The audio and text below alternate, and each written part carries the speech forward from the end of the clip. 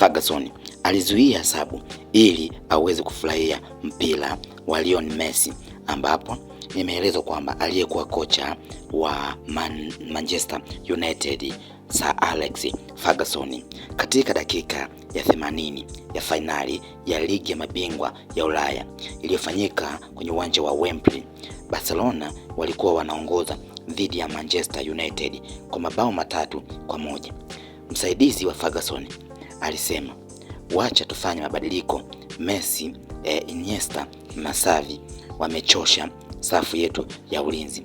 Ferguson alijibu, "Kaa chini na ufurahie soka wanalocheza. Hii ina maana imeisha. Wanaweza kuendelea kumiliki mpira kwa siku 3 mfululizo."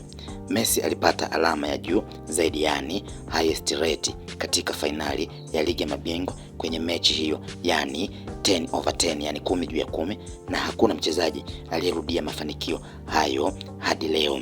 Ni baadhi ya mambo ambayo wengi hawajui jinsi ambavyo Sir Alex Ferguson ambaye amejizolea umaarufu kutokana na kuwa ndio kocha ambaye ni bora wa muda wote kwenye vilabu vya pale EPL. Lakini katika kitu ambacho kinastajabisha ni hiki ambacho aliweza kukifanya, ambapo aligoma kuweza kumtoa kufanya sabu ya Lionel Messi, Iniesta na Xavi, huku akidai kwamba anataka furahie mpira unaocheza vijana hao, kwa kuwa wana uwezo wa kumiliki hata kwa siku 3 wakiwa uwanjani. Lakini baadaye ndipo ambapo